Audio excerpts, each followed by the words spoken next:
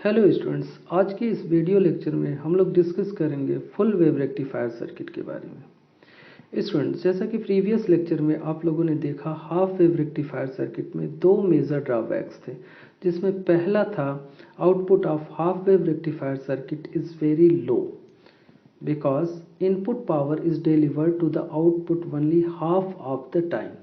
And दूसरा disadvantage था आपका the output of half wave rectifier circuit contains more AC component, so it required a very heavy filter to reject these AC component. Students, इन disadvantages को overcome करने के लिए full wave rectifier circuit को design किया गया है। तो आइए देखते हैं कि ये फुल वेव रेक्टिफायर सर्किट क्या होती है। तो ये जो फुल वेव रेक्टिफायर सर्किट होती है, ये बेसिकली आपकी दो टाइप की होती है, जिसमें पहले टाइप को हम लोग कहते हैं centre type full wave rectifier और दूसरे टाइप को हम लोग कहते हैं फुल वेव ब्रिज रेक्टिफायर। आइए सबसे पहले हम लोग डिस्कस कर लेते हैं centre type full wave rectifier circuit के बारे में। सबसे पहले हम लोग देख लेते हैं centre type full wave rectifier की definition. A center tap full wave rectifier is a circuit in which when AC signal is applied at the input, then output is appear during the both half cycle of input signal। कहने का मतलब ये हुआ कि centre tap rectifier एक ऐसी circuit होती है जब इसके इनपुट पर हम लोग AC सिग्नल को अप्लाई करते हैं तो आउटपुट जो होता है during the both half cycle मिलता है।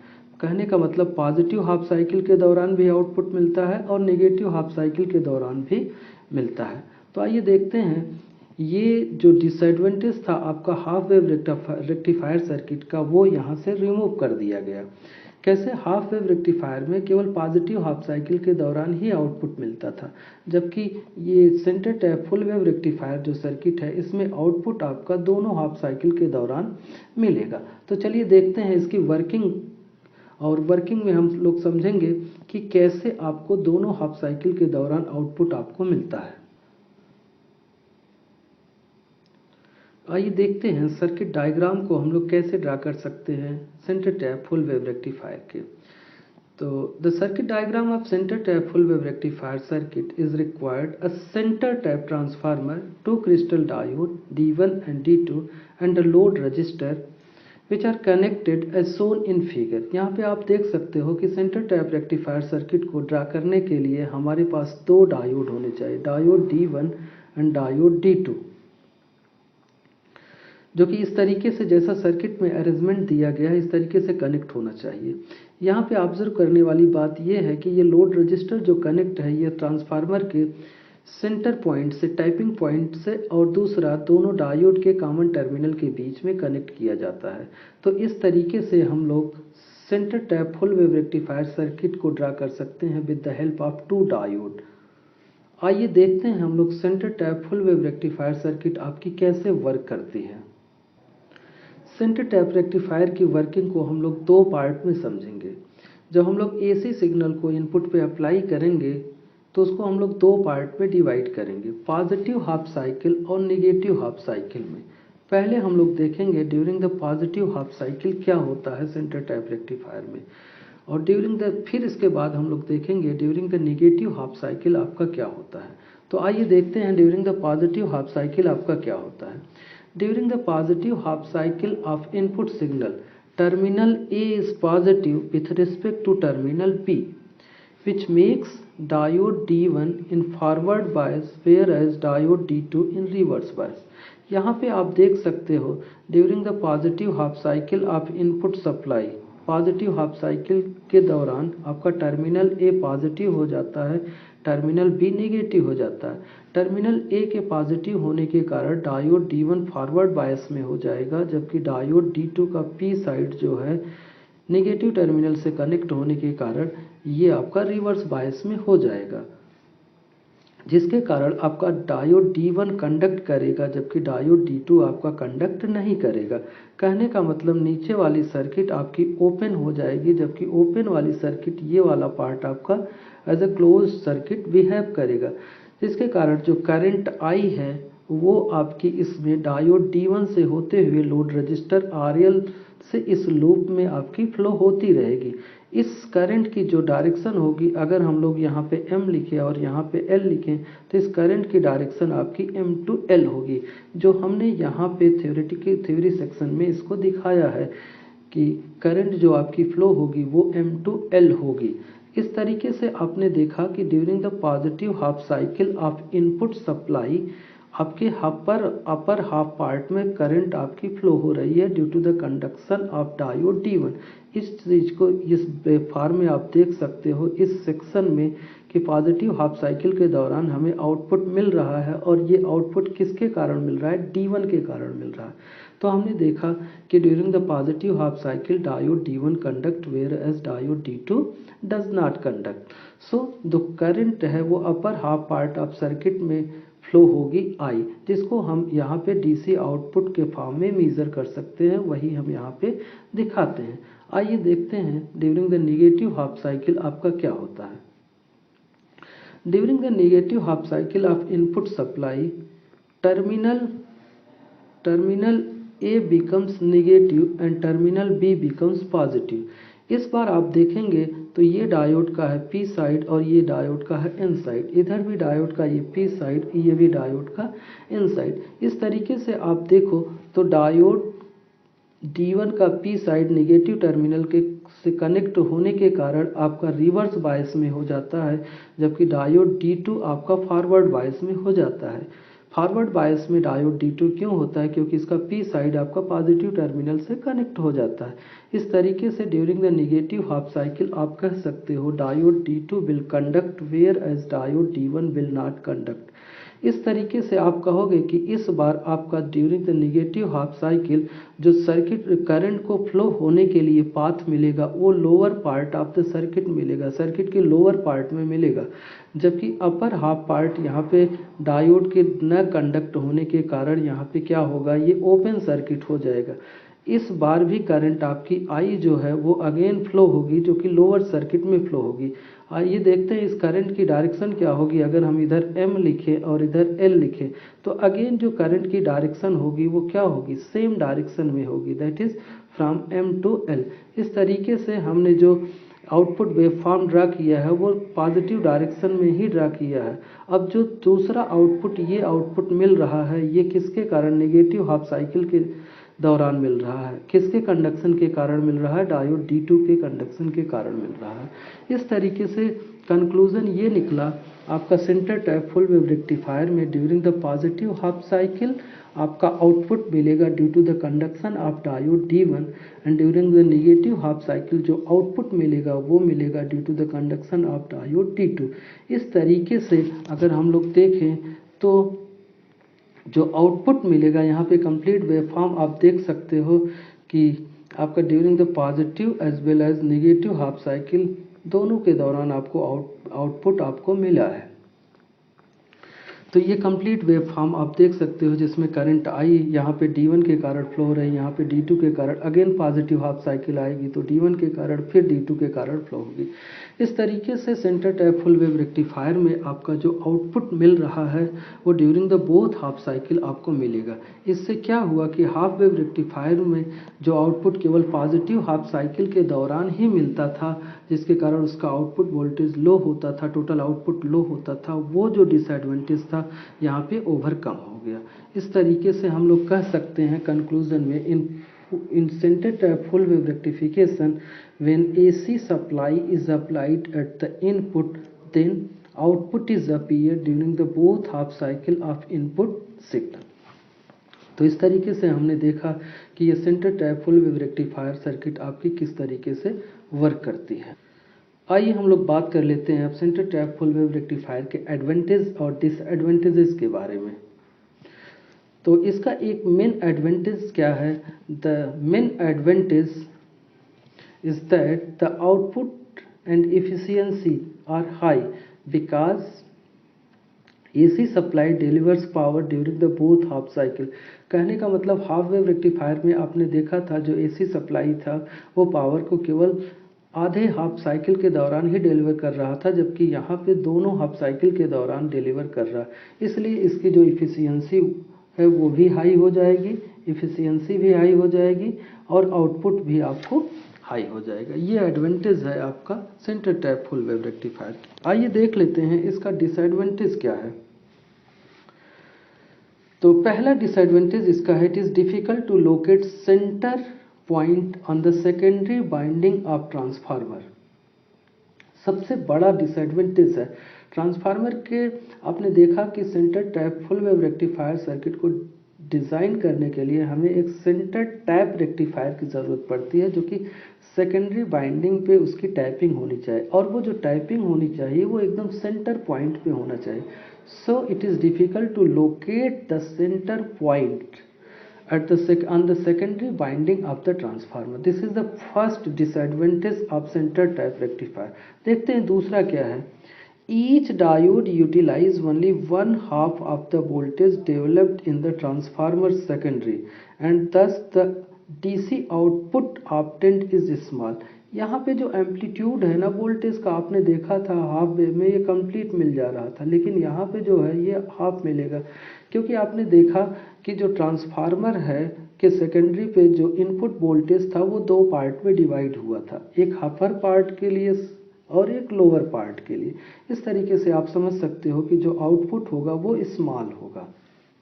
तीसरा डिसएडवांटेज है कि इसमें जो आपका पीक इनवर्स वोल्टेज होता है, जिसको हम लोग PIV कहते हैं, ये 2 VM होता है। तो ये 3 मेजर डिसएडवांटेज हैं आपके सेंटर टैप रेक्टिफायर में, जिसमें सबसे बड़ा जो डिसएडवांटेज है वो सेंटर पॉइंट को लोकेट करना है। तो इसी डिसएडवांटेज को रिमूव करने के लिए हम लोगों ने क्या बनाया, full wave bridge rectifier circuit बनाया। तो आइए देखते हैं हम लोग ये full wave bridge rectifier circuit क्या होती है और इसकी सर्किट को हम लोग कैसे डिज़ाइन कर सकते हैं। स्टूडेंट्स, जैसा कि हमने आपको बताया, full wave bridge rectifier circuit design किया गया टैपिंग प्रॉब्लम को रिमूव करने के लिए। तो यहाँ पे आप देख सकते हो, to avoid the tapping problem of centre tap rectifier a full wave bridge rectifier circuit is design. तो आइए देखते हैं हम लोग full wave bridge rectifier circuit को डिज़ाइन करते समय इस टैपिंग प्रॉब्लम को कैसे रिमूव किया गया। तो centre tap full wave bridge rectifier circuit को डिज़ाइन करने के लिए हम लोग को 4 डायोड की ज़रूरत पड़ती है, जो कि एक ब्रिज के फॉर्म में कनेक्ट होते हैं। यहाँ पे देख सकते हो कि 4 डायोड हम लोगों ने यूज़ किया है, diode D1, D2, D3 and D4। तो इस तरीके से यहाँ पे अब हमें टाइपिंग की ज़रूरत नहीं पड़ी है, टाइपिंग आपकी क्या हो गई, एलिमिनेट हो गई। ये सबसे बड़ा एडवांटेज आपका किसका है, फुल वेव ब्रिज रेक्टिफायर का। तो इस तरीके से हम फुल वेव ब्रिज रेक्टिफायर की सर्किट 4 डायोड की मदद से ड्रा कर सकते हैं। आइए हम लोग देखते हैं ये full wave bridge rectifier circuit आपकी कैसे वर्क करती है।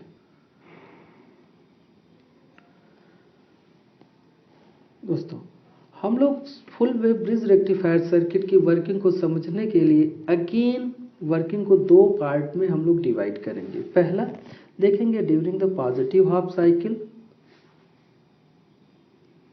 कैसे वर्क करती है, फिर इसके बाद हम लोग देखेंगे during the negative half cycle ये सर्किट कैसे वर्क करती है। तो आइए देखते हैं पहले हम लोग during the positive half cycle हमारी सर्किट कैसे वर्क करती है। तो देखते हैं during the positive half cycle आपकी ये full wave bridge rectifier circuit कैसे वर्क कर रही है। सो फ्रेंड्स, यहाँ पे 2 टर्मिनल हम लोग इंडिकेट कर लेते हैं, पहले टर्मिनल को A, दूसरे को B, जैसा कि हम लोगों ने प्रीवियसली अदर टाइप के रेक्टिफायर में यूज़ किया था। तो during the positive half cycle friends, जैसा कि हम सभी लोग जानते हैं, ये टर्मिनल पॉजिटिव होता है और ये टर्मिनल नेगेटिव होता है। अब यहाँ पे देखिए A के पॉजिटिव होने के कारण A जो टर्मिनल है this is directly connected to the P side of D1 and P side of D2, and whereas this negative terminal is directly connected to the P side of D4 and this is also connected to the P side of D3. Therefore finally what we can say that diode D1 and D4 का P side positive terminal से connect है, जबकि diode D4 and D3 का P side negative terminal से connected है। इस तरीके से हम कह सकते हैं कि जो डायोड D1 और D2 है ये फॉरवर्ड बायस में होगा, जबकि D4 एंड D3 आपका रिवर्स बायस में होगा। जिसके कारण फाइनल कंक्लूजन ये है diode D1 and D2 conduct करेगा during the positive half cycle, जबकि डायोड D4 और D3 जो है वो कंडक्ट नहीं करेगा आपका during the positive half cycle. इस तरीके से आप देख सकते हैं कि ये D3 एंड D4 आपका कंडक्ट करेगा ही नहीं। इस तरीके से जो करंट आई फ्लो होगी उसकी डायरेक्शन आपका D1 से होते हुए लोड रजिस्टर RL से होते हुए D2, एक इस लूप के फॉर्म में ये करंट आपकी फ्लो होगी during the positive half cycle, जो कि आप यहाँ पे देख सकते हो। इस तरीके से हमने देखा कि during the positive half cycle आपका जो करंट होगा वो फ्लो करेगा due to the conduction of diode D1 and D2। आइए देखते हैं during the negative half cycle आपका क्या होता है। स्टूडेंट्स, जैसा आप सभी जानते हो during the negative half cycle आपकी टर्मिनल ए और बी की जो पोलरिटी है वो चेंज हो जाती है। बी टर्मिनल आपका पॉजिटिव हो जाता है और ए टर्मिनल जो है आपका नेगेटिव हो जाता है।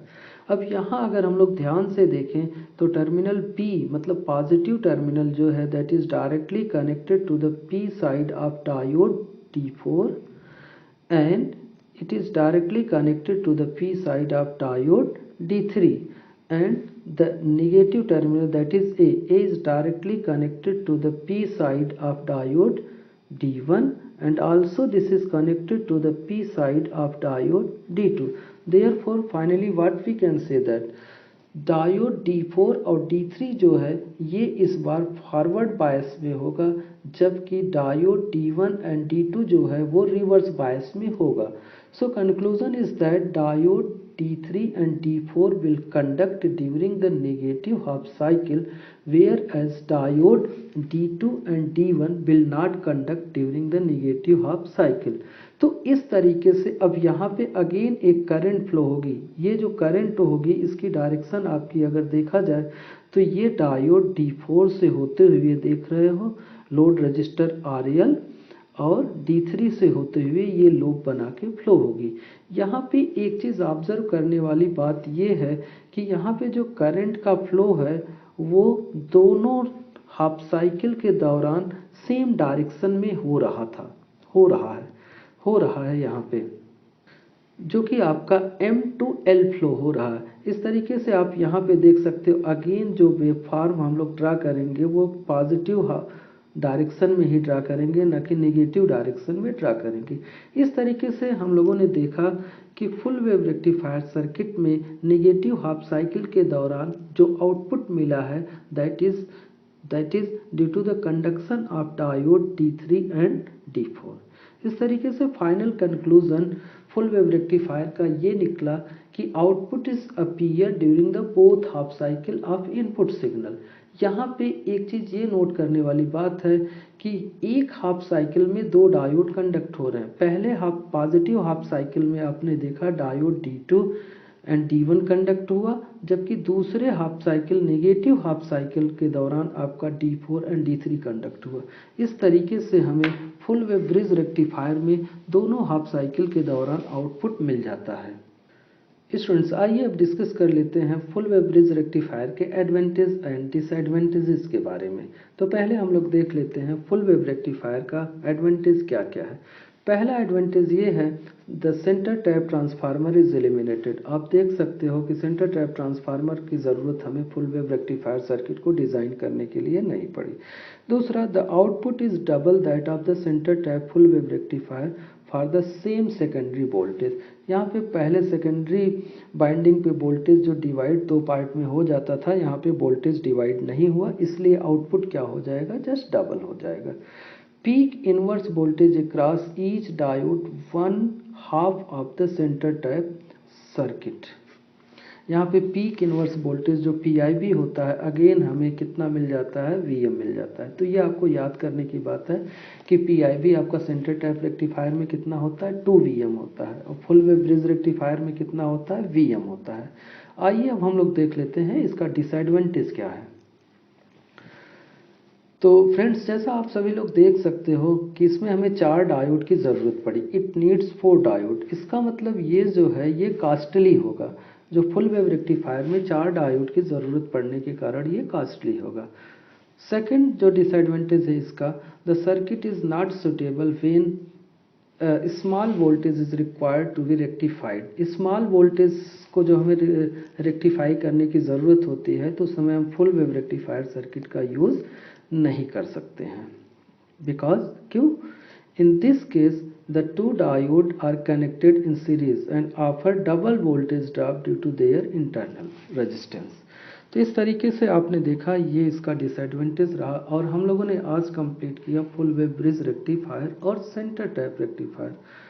होप दैट कि आपको ये लेक्चर पसंद आएगा और आप फुल वेव रेक्टिफायर को इजीली समझ पाएंगे हमारे इस लेक्चर से। आगे के टॉपिक के लिए आप हमारे चैनल के साथ कनेक्टेड रहिए। हम अगला वीडियो जल्द ही अपलोड करेंगे। Thank you for watching my video.